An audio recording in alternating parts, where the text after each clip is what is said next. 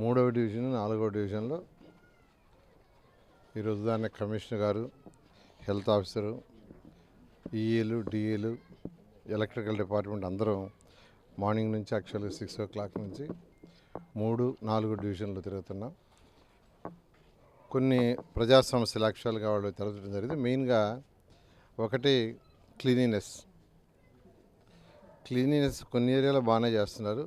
కొన్ని ఏరియాస్లో అంటే కొద్దిగా ఇంటీరియర్ ఉండే ఏరియాలో ఇప్పుడు డెవలప్మెంట్ అవుతున్న ఏరియాలో చేయలేదు. ఇప్పుడే చెప్పాను హెల్త్ ఆఫీసర్కి రేపటికల్లా క్లీన్ చేయమని. అయితే కొన్ని ఏరియాలో డ్రైన్స్ ఇంకా పూర్తి కాలేదంటే అసలు ప్లాన్ చేయలేదు గతంలో. ఆ డ్రైన్స్ని ఇప్పుడు డిపార్ట్మెంట్ వాళ్ళు చెప్పాను. ఆ డ్రైన్స్ని ఒక 1 week లోపల లెవెల్స్ ఫస్ట్ లెవెల్స్ తీసుకోవాలి.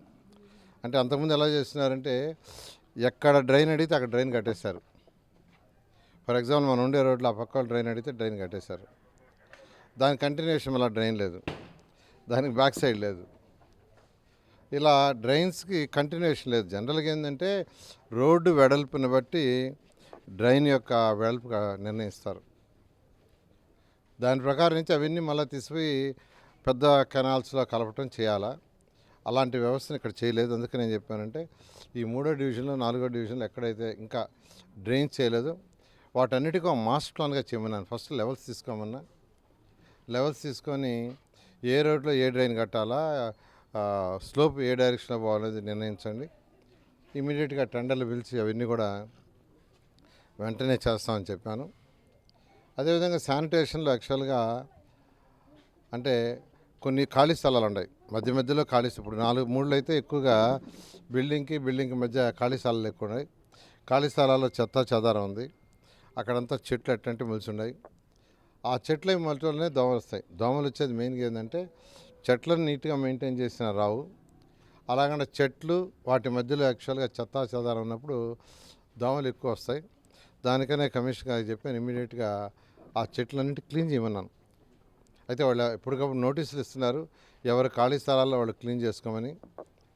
అయితే వాళ్ళు క్లీన్ చేయట్లేదు. దానికి వాళ్ళనే క్లీన్ చేసేయమన్నాను. ఒక 2-3 రోజుల్లో అవన్నీ కూడా క్లీన్ చేస్తారు. సో ఈ ఏరియాలో ఏదైతే ఈరోజు మార్నింగ్ యాక్చువల్గా ఇక్కడ ప్రజాప్రతినిధుల రిక్వెస్ట్ వాళ్ళందరూ నా దగ్గరికి వచ్చారు. వాళ్ళందరూ వాళ్ళ సమస్యలు కొన్ని ఎలక్ట్రికల్ లైన్స్ కొంత ప్రాబ్లం అన్నారు. ట్రాన్స్ఫార్మర్స్ కింద ఉన్నాయి, కొద్దిగా పైకి పెట్టించమన్నారు.